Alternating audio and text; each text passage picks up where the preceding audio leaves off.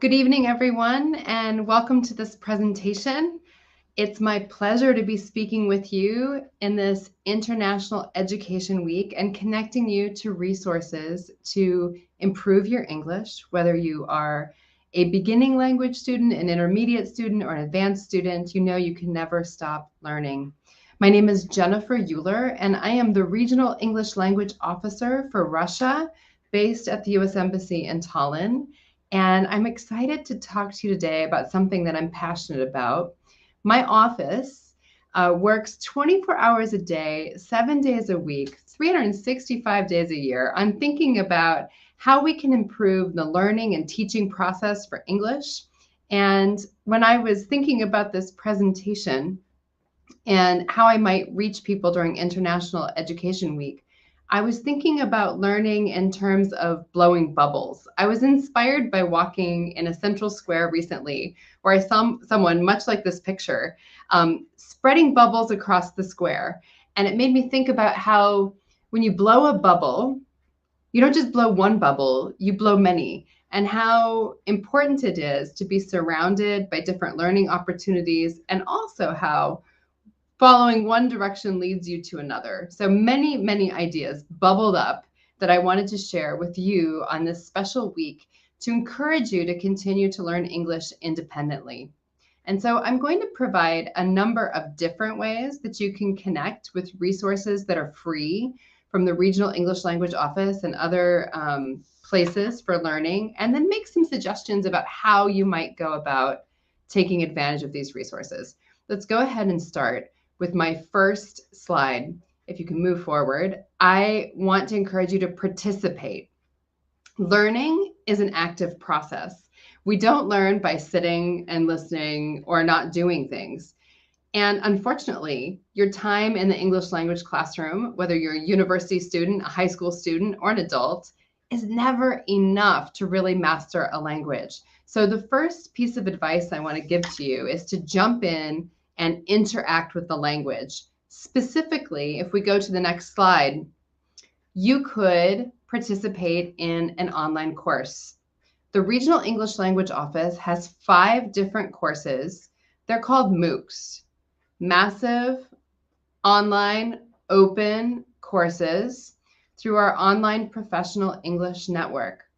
These courses combine learning English with another topic in a way that integrates content and language at the intermediate level.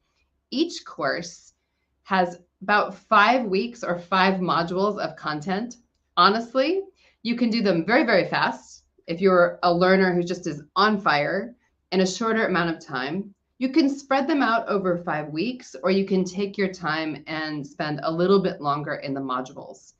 I have personally taken 4 of these MOOCs, 4 of the 5, and can vouch for how useful the information is. I want to tell you a little bit about each one to maybe inspire you to check them out. Again, they're free and you can take them anytime.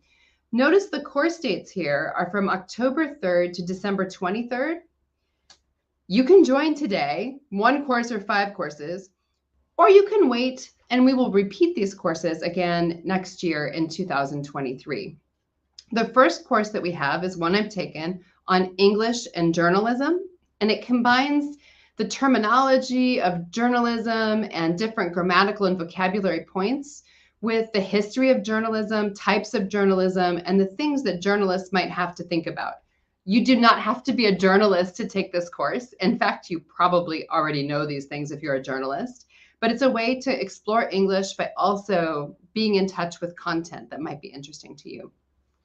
The second MOOC, or massive open online course here, is on media literacy. And this is a lot about visual literacy, bias that might be in different kinds of news, voices that are heard or unheard. I've taken this one I think I've taken it twice, most recently 2 years ago. And there's a lot of useful information that might frame how you read, how you watch television, and how you think about sources of information. It's very good.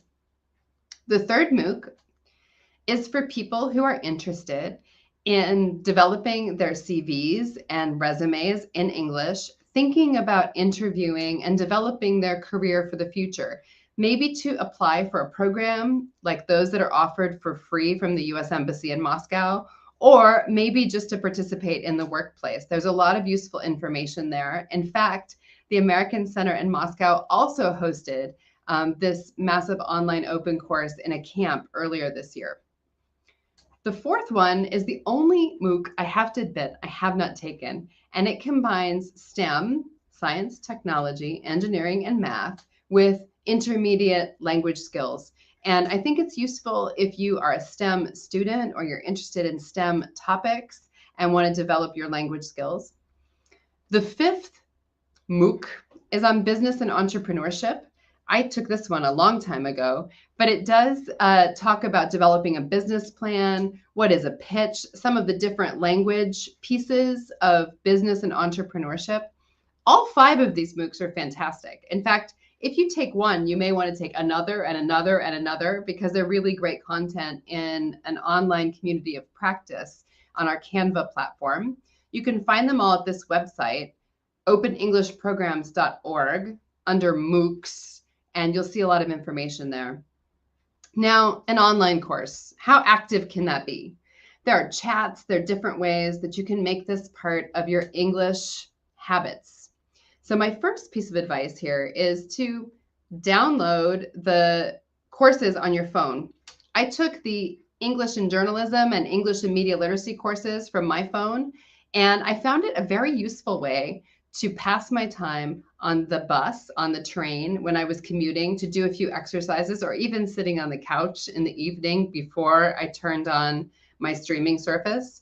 So by doing it on your phone, you're literally carrying an entire course of study in your pocket that you can do when you don't have other things to do. You're waiting in line, for example. The second important thing to remember about participating, or just to know, many people are not successful when they participate online by themselves. So you might think about finding a buddy.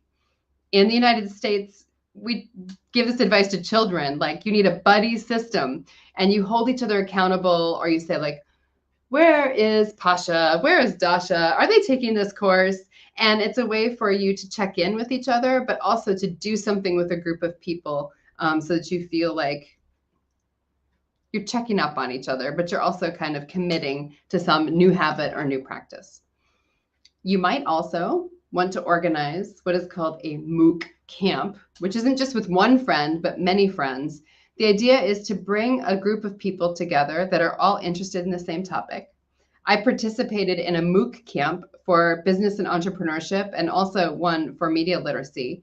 And the idea is you agree, we're all going to enroll at the same time in November, and we're going to meet once a week to have coffee, to talk about the topic, maybe invite some guest speakers, or just to ask questions about the content that we're seeing. I found this to be very useful. It held me accountable, and it's something I've done in other MOOCs with my colleagues at work when we want to learn something about data visualization or something else that's kind of hard.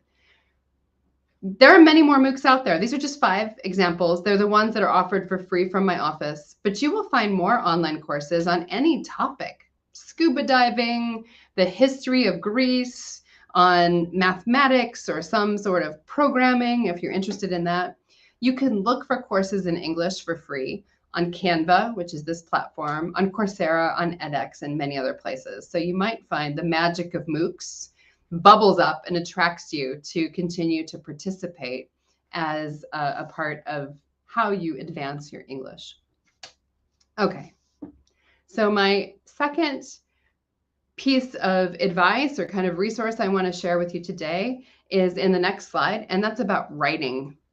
I don't know how you feel about writing. I like the idea of writing, but it is the most difficult skill in every language that I have studied. Probably for you in English too. There's never enough time to practice, and it can seem daunting. The only way you become a better writer is by writing, just like the only way you become a better runner is by running. So I want to provide with you a couple of ideas of how you can independently improve your writing and learn more about academic writing conventions in English. And I want to show you, first of all, on the next slide, our Essay Writing Resource Center. This was a joint effort with Education USA and the Regional English Language Office in South America. We had a specialist who designed a lot of materials. This is not a course. It's more like a reference book where you can jump around and look at Module 1 or Module 9. It includes aspects of learning about academic vocabulary, the writing process, how to get started, how to think about language in certain domains like scientific and technical writing, business and law. And there's also a section on CVs and resumes. All of these modules are free. You can take the material. It's open, it's licensed to be open educational resource. There are model essays, videos, all in English, exercises, quizzes, and a lot more. So this is a good place to start, and you can explore there for free things that are interesting to you around writing. Great. So that's one idea. There are a couple of other of my favorite writing resources. I used to be a writing teacher, so this is something I feel very passionate about. And we can go to the next slide. I'll just offer you some links that you might explore in your free time. So there we go. So some things you can do, you can never do too much writing. So you should make it part of something you do regularly if you want to get better at it. It's not magically going to appear. These are 3 resources that I think are pretty useful.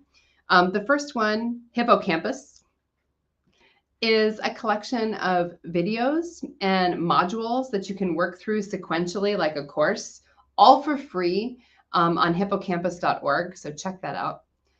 The second resource here is something I've used for almost 30 years as my go-to for writing advice about grammar, vocabulary, citations, plagiarism, and more.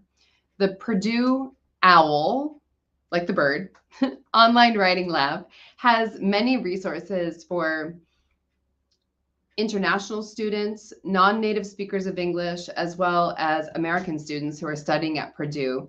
They're fantastic. They're updated regularly with lots of different multimedia and infographics and other resources for you to better your writing. So it's a really great place. The third recommendation I have for you, if writing is where you want to improve your English, is Writing Commons. This is a reference book that would probably be about this thick if you printed it all out. It basically is an open source free resource where you can find out all kinds of information about writing, grammar, habits of writers, all kinds of things. So if you only needed a few resources, I would recommend the Essay Writing Resource Center as well as these 3, and making those part of what you do to enhance your English. Okay.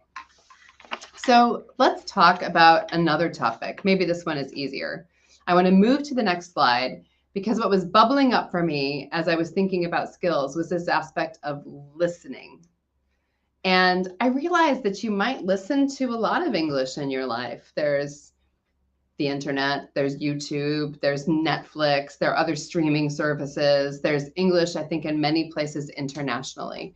But I don't know about you. When I go online in my foreign languages to find good things to listen to, sometimes it's difficult. I don't know what to look for. I end up with 1,000 different items and it's difficult for me to choose. And so I have 2 things I listen to regularly, and I want to suggest them to you as part of your diet, something you can listen to intentionally for the purposes of learning English. So let's move to the first one. This is a new podcast called My Unsung Hero. And I subscribed to this not long ago. It's very optimistic. I think it provides a positive perspective on humanity.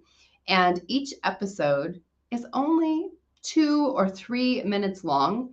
And there's stories from Americans from all different regions, all different professions, all different ages, talking about a time in their life when somebody did something kind that changed the course of their future, how an act of kindness provided them with information or an opportunity or a direction that put them on a better course for their future.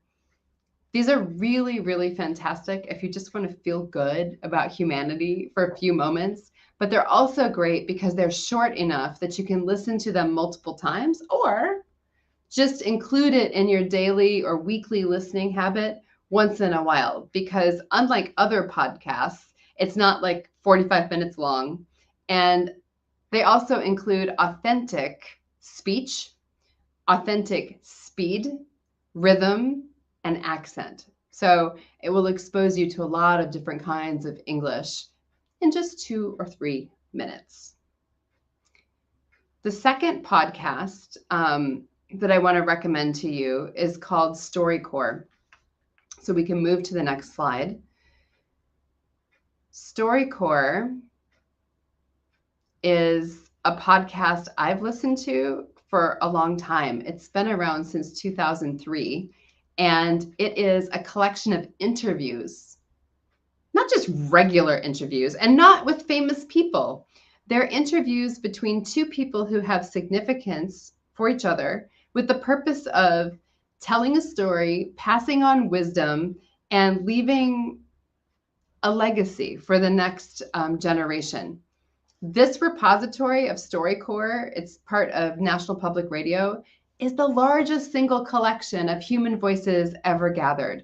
You'll find thematic collections around love or trying to think. There's one that just happened around Native and Indigenous Americans telling their stories. Often they're stories between mothers and daughters or fathers and sons or co-workers. They're very powerful. They're also very short. So most of them are also between 3-4 minutes long. You can subscribe to them and you can hear a wide variety of language that's being used in authentic context because it's not made for you. And that I think is precious because you hear idiomatic expressions, incorrect uses of language if you're part of the grammar police, and also speech from different generations of Americans. So I'm only recommending 2 podcasts. There are hundreds and hundreds of them. Both of these are from National Public Radio, which is public supported radio in the United States. It has lots of good content. So if you're looking for more, I want to give you some advice on how to listen. So we can move to the next slide. And this is really what bubbled up to me when I was thinking about podcasts. About 4 years ago, I had the pleasure of learning Brazilian Portuguese. Beautiful language, fantastic. And my teacher suggested some podcasts to me. And I thought, oh, no way, there's no way, this is too hard, it's too long. And I very distinctly remember a moment when I was like bopping down the street, just walking, when I understood. It was clear and it felt so good, so empowering, so insightful to know that I could understand native speakers talking to each other using real language at real speed. So I think these kinds of podcasts that are short, 2 or 3 minutes, can provide opportunities for you to build confidence. So my advice to you is to make listening a habit on your commute, when you're cooking, when you're working out at the gym. You can listen multiple times because these are short. You can listen more than once. Often we don't get all of the information on the first go around. This is why we listen to things multiple times in class. You might get the big picture, but when you listen again, you're going to hear expressions, nuance, different ways of speaking that maybe you want to pick up and bring into your own English language speaking and writing and learning habits. Many podcasts, including these, have a transcript. So if you're listening on a computer, you can follow along and explore accent. Where are the pauses? Is the person's voice going up, down, louder, quiet, to kind of focus on some of those natural inflections that happen with authentic spoken English? And then my last advice for a podcast is something that's new to me. Maybe you've heard of a book group. We've had those for a while.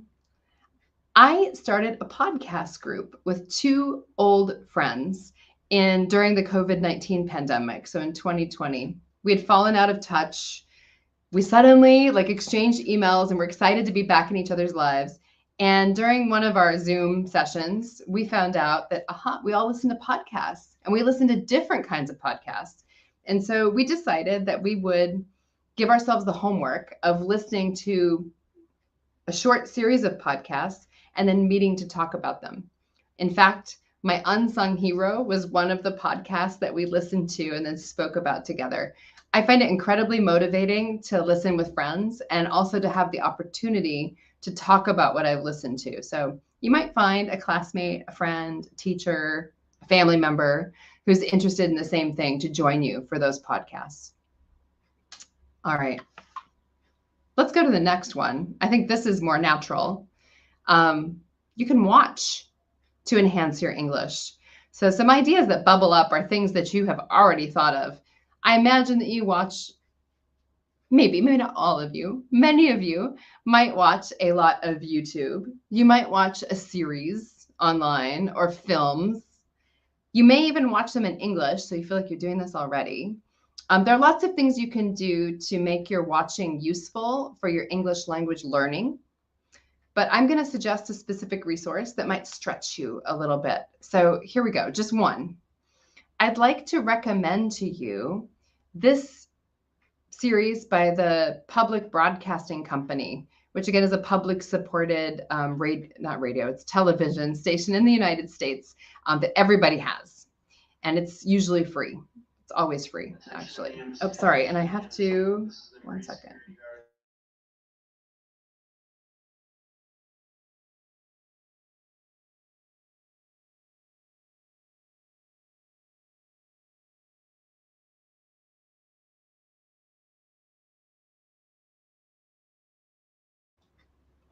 Sorry about that. I had an announcement in my building. I'm back. This particular watching series is from PBS, or Public Broadcasting Service in the United States, and it's called The American Experience. And I'm suggesting it to you because maybe it's not your normal watching habit. So you can see here, I've just taken a screenshot of some random examples that talk about blue jeans. Everybody wears Levi's or blue jeans, but do you know where they came from and why they got a bad name? Maybe not. There's also a series on yellow journalism, so tabloids and sensational news in the United States. Supreme Court Justice Sandra Day O'Connor, the first woman. Hearst, again, who's related to this media giant. Pulitzer. These may be things that you wouldn't normally watch on a Saturday evening with popcorn. However, these are great places to explore aspects of language. I say that because nothing is more than 7 minutes long. They're short, which means you can watch them more than once. And they also will have very different perspectives and maybe something you're just curious about. I think when we watch intentionally, there's a lot that we can use to enhance our English and help our understanding of cross-cultural phenomena, as well as aspects of US culture that may be seen in other things you watch, but if you don't understand them, you can't pick up on the nuances. So it's a way of increasing your cultural literacy. You can watch many, many things in English, I'm aware, but I want to give you some advice. So let's move to the next slide. So some advice from an English language teacher about watching. When you watch with captions and watch without. Pay attention. Are you reading, or are you watching, or are you listening? Probably you're doing a combination of all three, which is okay. That's completely normal. But I would say you'll want to test your ability to understand without seeing the captions. And you may want to watch again to grab pieces of vocabulary that you're missing. This can be a really useful tool. When you're watching to learn, I suggest short clips, because if you're intentional, you will want to maybe slow it down or watch it more than once, so that you can grab a pencil and record some of that vocabulary, or put it in your phone if you're a more modern learner. Be sure to diversify your watching diet. If you're only watching science fiction in English, you're going to have some weird vocabulary. And it's better to kind of make sure that you watch things that are maybe a little uncomfortable or a little bit different, because you're going to get different accents, different speech patterns. So stretch when you watch for learning purposes. And finally, I'm going to make a suggestion that has been very popular with my students in the past, which is if you have the ability to watch with captions and you're watching a second or a third time, you can do what's called shadowing, where you speak together with the person on the screen, trying to mimic their voice. So if they're speaking quietly, you also speak very quietly. Or if their voice goes way up high, your voice also goes way up high. It's a great way to kind of get comfortable with some of the natural patterns of authentic spoken American English. So those are things you can do with anything you're watching, but you might think about doing with the American experience or even with someone that you admire their speech. Okay, enough watching. We got to turn off our screens and move on to something else. I should remind our audience who are watching today, if you have questions or comments, be sure and leave them in the chat box. I will answer many of them at the end of this presentation. I'd be delighted to know if you are familiar with these resources or if you have suggestions of your own or questions that you would like to ask. All right, let's move on to speaking in the next slide. Much like writing, speaking is a productive skill, and we don't become better speakers if we don't use our voices. And so I wanted to think a little bit about how you could independently provide speaking practice. You know, in fact, research has been done that shows you don't get a lot of speaking practice in a classroom, particularly when there are 30 students in a class or even 15 students in a class. You have to wait your turn. Maybe there's group work, but it's a smaller fraction of class than what we need to become active, confident, successful speakers. So how can you speak if you don't have people to speak with, or you don't have a class that you're in? Here are some ideas, and we can move to the next slide. My suggestion here is, why not form an English club? I have formed many English clubs. I've also participated in many English clubs. It's not hard. You find some friends. You do not need a native speaker. You do not need a teacher, and you do not need an expert speaker. These are generally for fun. There's a free guide book that you can download from americanenglish.state.gov that will give you some ideas of how, who, where, when, how to form an English club. And I think you'll find it really useful, even some topics for exploring when you first get together. In principle, I think it's very important that you make it fun. So find topics that you want to explore together. This is your free time. And use English. Remember that it's not a class, so no one is there to correct each other, to judge each other, or to police someone's grammar. So you need to be friendly in this club. My second thing I'd like to share with you about successful English clubs is that it's often good to experience something together. If you come together with your coffee, oh, what are we going to talk about? I don't know. What do you want to talk about? I don't know. What do you want to talk about? Your conversation is going to be over and people won't come back to the group to speak again. What is more successful, I think, is when you choose something to read, watch, listen to together. You invite a guest speaker to work with you together, or maybe you play a game. You go somewhere. You go to an exhibition, something like that, so that you have something to talk about that your conversation is based on. That makes it much more successful. It also creates relationships in the group so that you know each other better and you feel like coming back. Be sure to structure your time.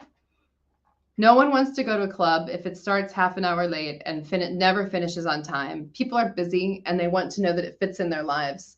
And so my other advice is, if you're organizing an English club and you say it's going to be at 4 o'clock, that it's really at 4 o'clock, and that people know when it finishes, so that they don't feel like they have to leave to go make dinner for their kids or drive home or something like that. So make sure that the structure is clear to everybody and it's agreed upon so that everyone feels welcome and can enjoy the time. When you have strangers or guests, make them feel welcome. Sounds so simple, right? But it's an opportunity for conversation. And sometimes when groups are formed, they forget to welcome in new people.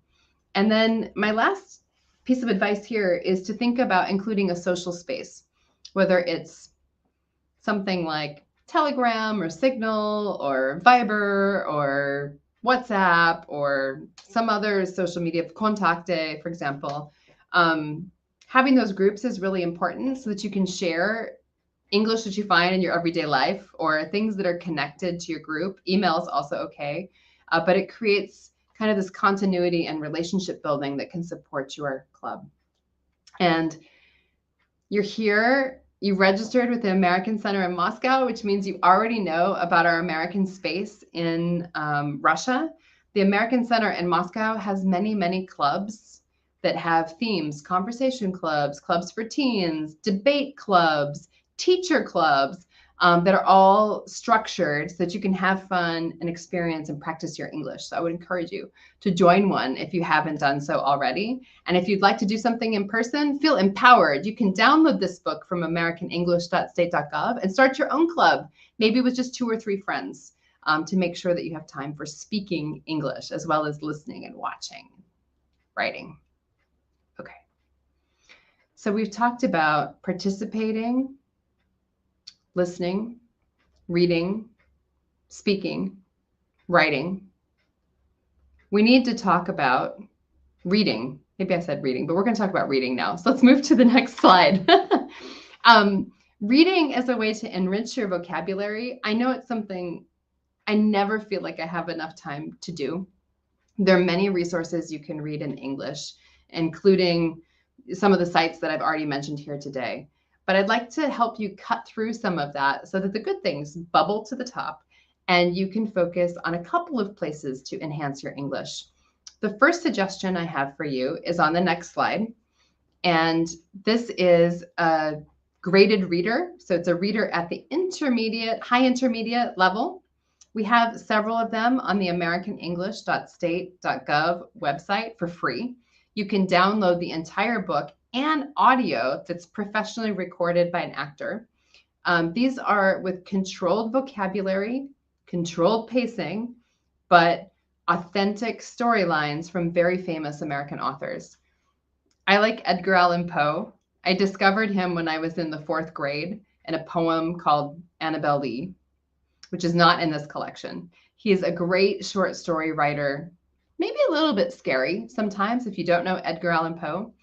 This resource is one you can discover, and it's really excellent. Short stories are fantastic for language learning because you don't have to pick up a book and read 500 pages, but you can read a few pages and have a complete beginning, middle, and end.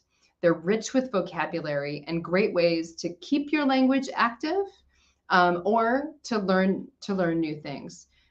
So that's one suggestion I have. And there are more books that are available on americanenglish.state.gov, but I would recommend this one first.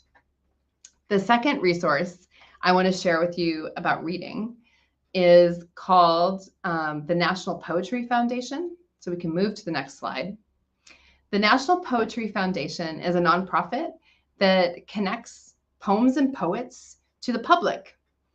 I love this website. Actually, I don't go to the website very often, I have to be honest. The website's great. When I go there, you can find poems that are in the public domain on lots of different topics, along with audio, often with the author reading them out loud. So I love it for the practice of hearing poetry. What's even better, I like poetry. I suspect that there are Russian English language learners that also love poetry. I love poetry because you can say big, philosophical things with few words. Vocabulary really matters, and it plays with the sound and the language in a way that if you say it out loud is often very beautiful. What's great about the National Poetry Foundation is that you can subscribe to a poem a day. So I'm a busy person. You're a busy person too. And I don't have a lot of time for poetry or for contemplating the universe and philosophizing. But every morning I receive a poem in my email. And when I'm sitting and drinking my coffee and waking up, I read the poem, and it provides me a touch point every day with the creativity, the power, and the resourcefulness of language. I suspect if you're learning a language, some of these poems will be very difficult. That's good. They stretch you. And others will inspire you to continue investigating the author or the topic. This just happens to be a poem that I looked at the other day. So moving to the slide about reading, I want to remind you, if we move to the next slide, that you can subscribe to lots of different content. Could be what I've just mentioned today, the National Poetry Foundation or others, so that you receive snippets or small bits of language that can be part of your diet, one of those bubbles that you have every day. You can read. You can often listen. There's an audio component. You can listen and read so that you can practice multiple skills at the same time. I would encourage you, especially with short stories or poems, to consider reading aloud and recording your voice if you feel comfortable. It's a great way to practice and to focus your attention on habits or points of improvement for yourself and comparing it to the original, or just repeating words and sentences and phrases out loud. And then this last part is so important. When you read to enhance your English, have fun. You should read things you're interested in. If you hate poetry, do not subscribe to the National Poetry Foundation. Look for some information on informatics or science fiction or ballroom dancing or knitting or 3D printing, whatever it is that you're passionate about, cycling, the outdoors. There are all kinds of resources. And I would say reading for fun, something you'd be motivated to read, even in your native language, is going to lead you down a path of success with enhancing your English. Okay, final countdown is coming. I have one more suggestion for you to enhance your English. So let's move to the next slide. And this is my favorite, groove. Maybe you know the term groovy, but this is really like dancing, like particularly when you find your groove in jazz or rock and roll, maybe. I want to encourage you to groove in English. And I have a suggestion for that. Of course, you know, there are songs in English that all of you know, I'm sure, and follow on the radio or online. Those are fine too. But you may want to look a little bit more intensely for music options to enhance your English. So here's some suggestions. Let's move to the next slide. AmericanEnglish.state.gov has a project that brought together independent artists from all over the United States, all different genres, to think about language learning together with music. And so it features a lot of different American music abroad program artists, and it has intentional exercises and supplementary materials for practicing and learning and teaching English, if that's interesting to you. All of it is authentic. It hasn't been changed for you as a learner, but there are materials to help you sort through the vocabulary, the rhyme, the types of language, and the meaning of the songs and who the artists are that is more than just a song. So there's a package for each artist and each song that you can sort through and find videos, readings, and even exercises if you'd like to. So if we move to the next screen, I just took a picture of 12 songs and packages that are on the website for wordplay on AmericanEnglish.state.gov. And you can see here, maybe you don't know about Tony Memel and his band. Maybe you've never heard of Damn Tall Buildings or Derek Nelson or Ben Will. That's okay. These are smaller independent artists in the United States who have a big following, but they have different genres they specialize in. So there's folk, Latinx, jazz, pop, what else? Funk, things like that.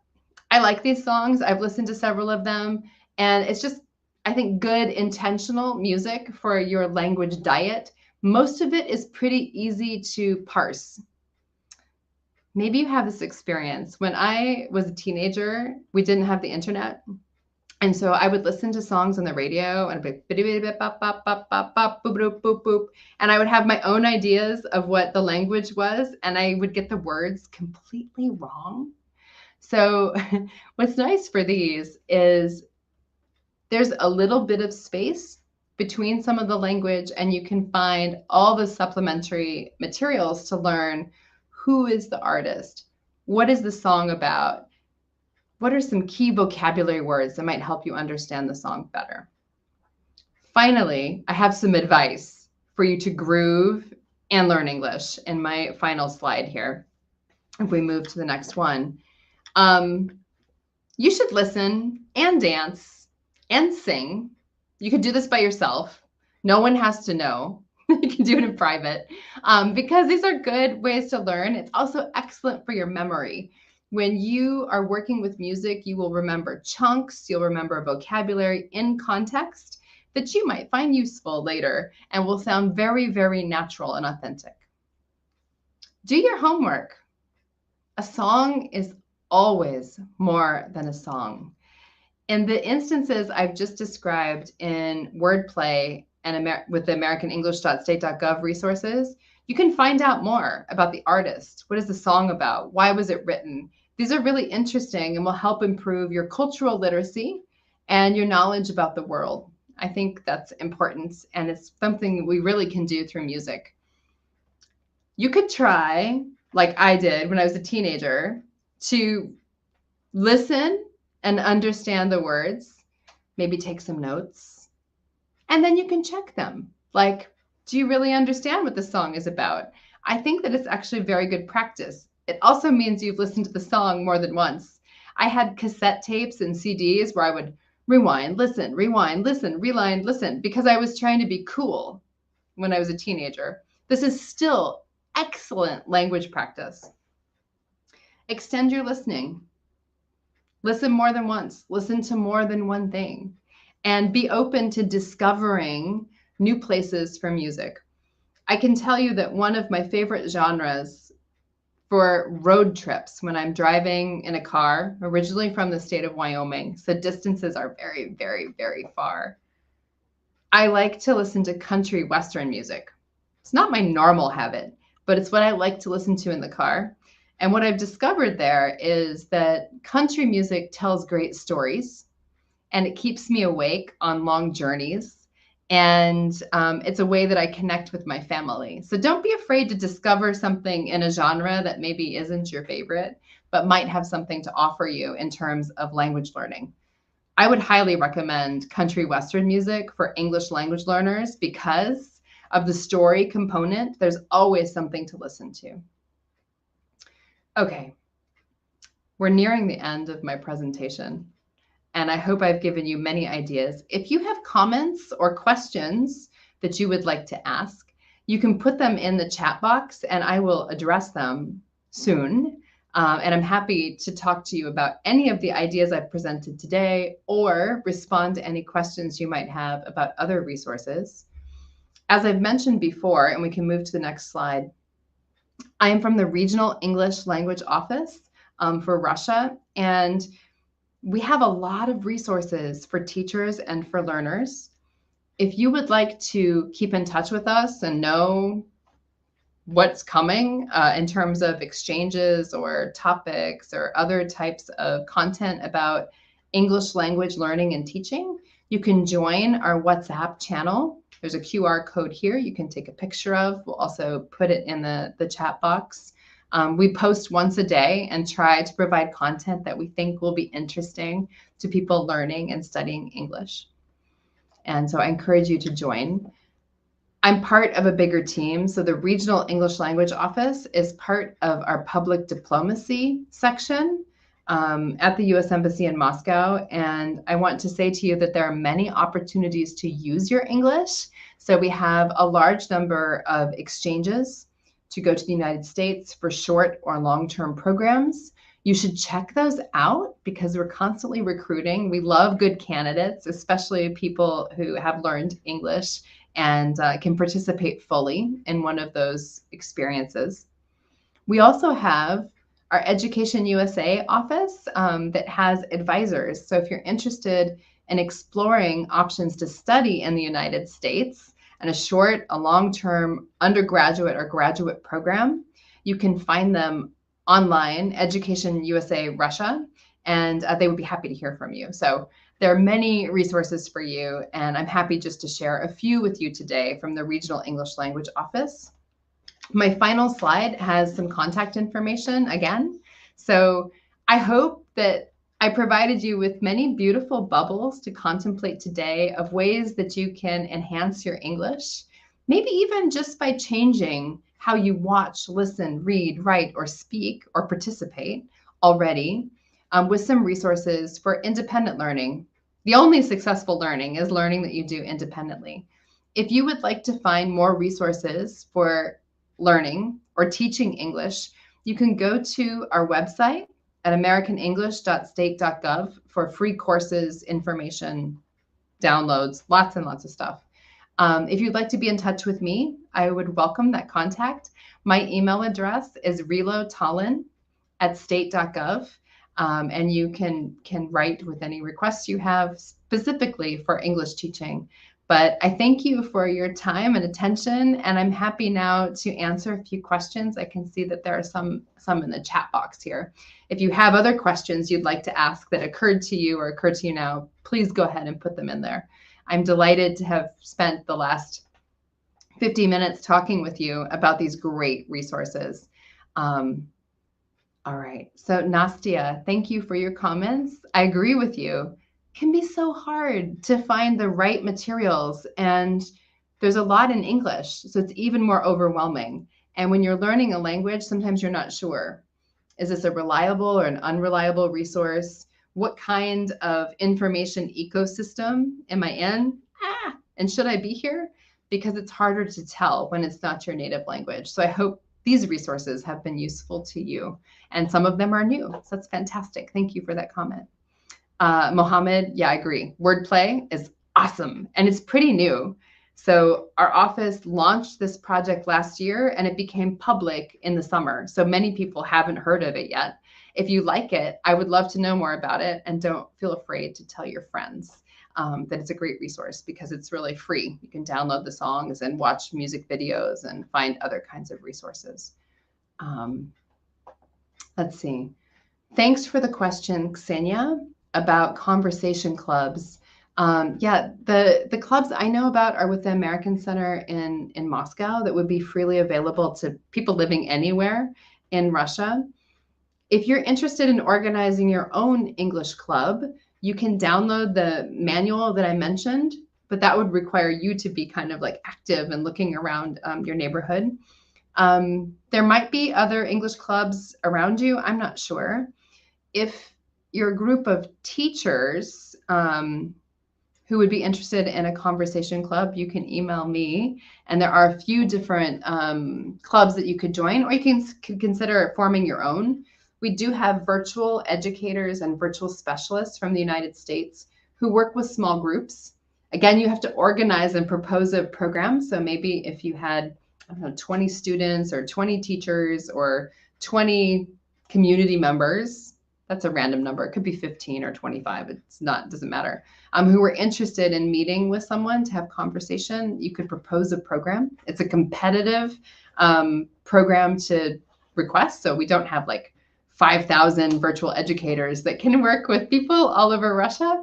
Probably the most available resource for you is the American Center in Moscow. But if you're interested in exploring another option, you can contact me at relotallinn@state.gov.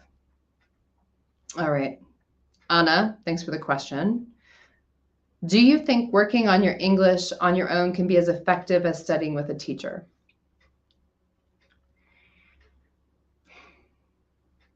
Yes and no.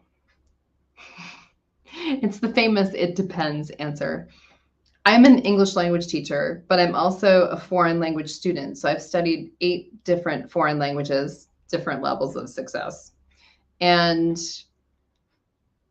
I think you can be successful of learning without a teacher, but you have to be a very rare personality that's highly motivated and spends a lot of time practicing and knows good resources to use and how to use them.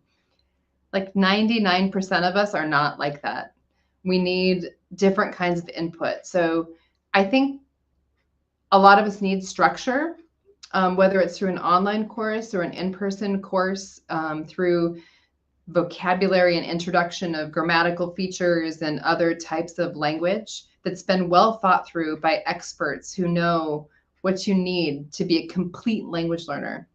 That said, I also do not think you can be a successful language user if you only practice in the language classroom.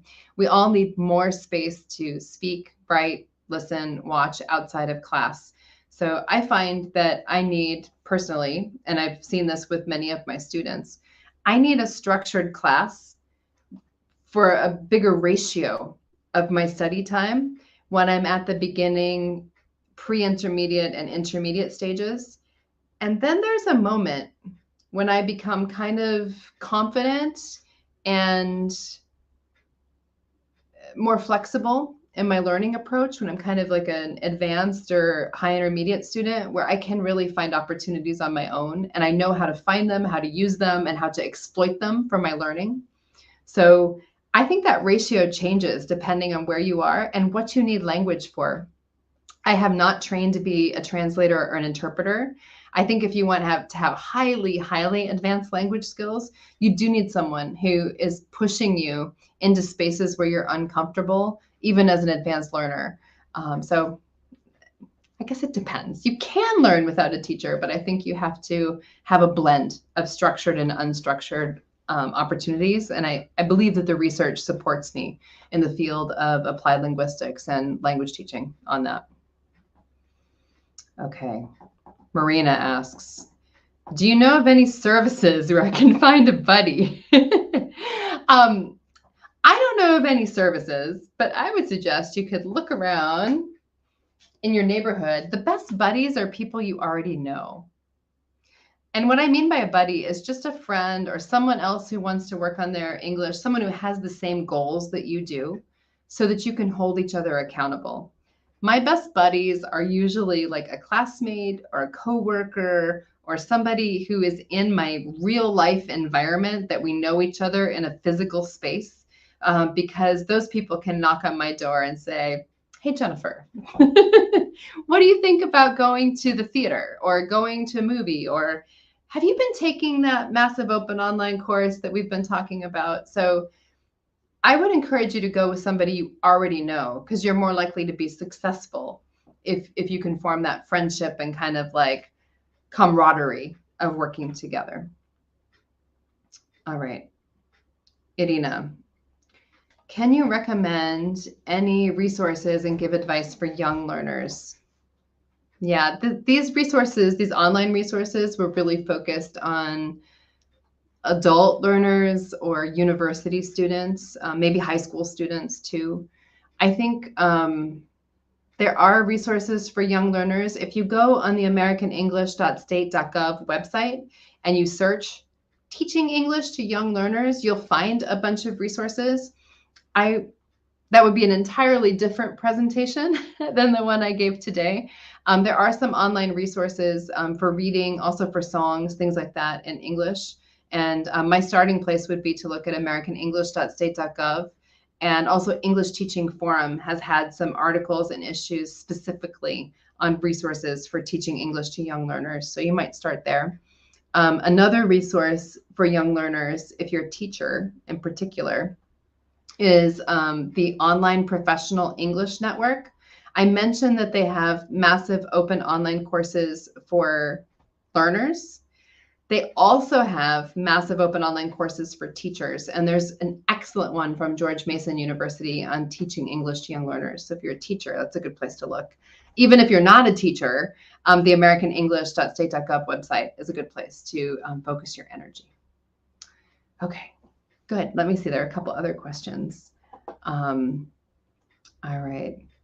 Lev has a great question about working on pronunciation. How important is it to work on pronunciation to sound like a native speaker? Can I recommend a good place to start?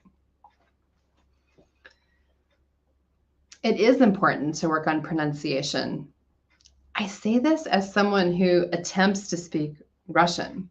If I don't know where the word stress is, you're not going to understand me. And the same thing happens in English. So I don't think it's important to speak like a native speaker.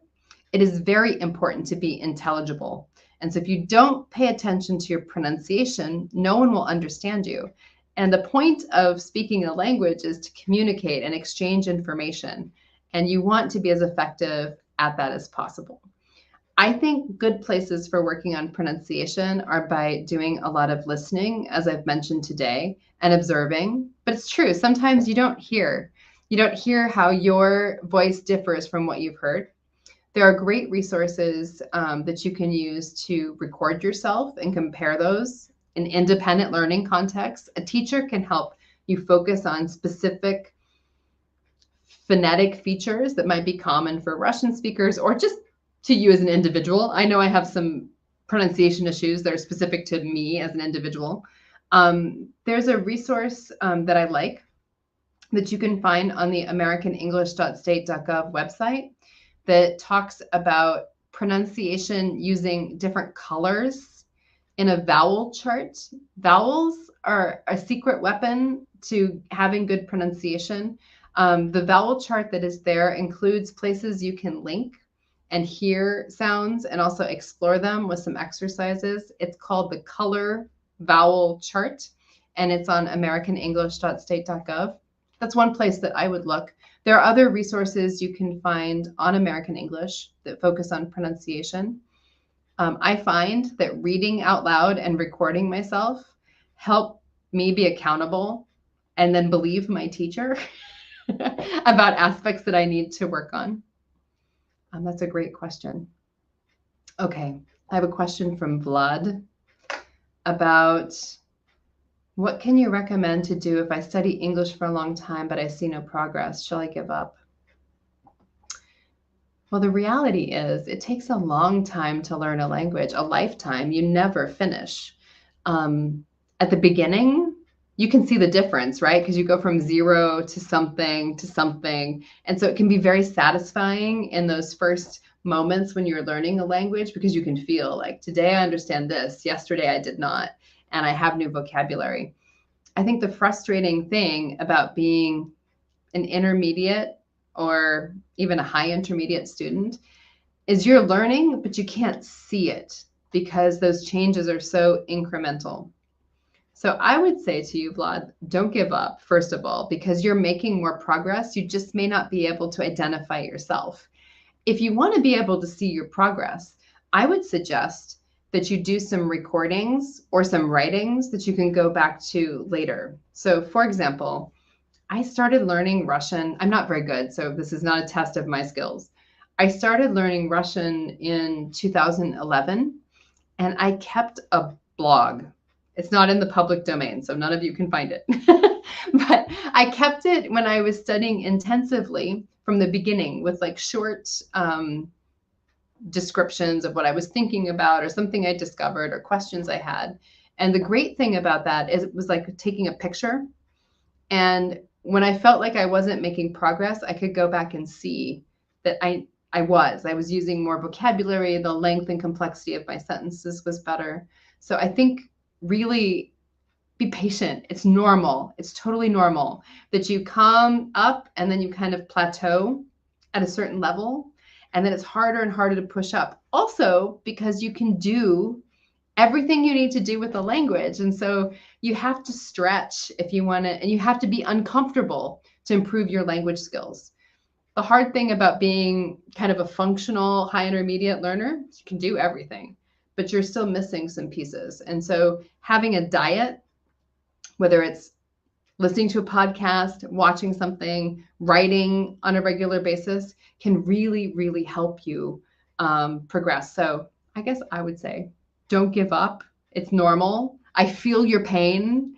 And some of these resources are going to help you improve your language. And you're probably making progress that you can't see, but other people might be able to see. And you could see if you were able to like zoom out from yourself. And so I hope you keep up the learning and that I provided you with some good resources.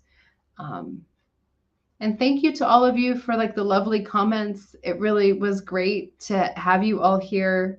I hope you found some interesting and useful resources, some bubbles that will inspire you or at least make you aware of how beautiful the process of learning a language is. And I encourage you to be active in the American Center at Moscow's community. They have not only language classes, but they also have movies and speakers, lots of opportunities to listen and practice English in an authentic setting. And if you'd like to know more about the Regional English Language Office, of course, reach out or check out our information. That's all online. So thank you very much for your time and attention. And I look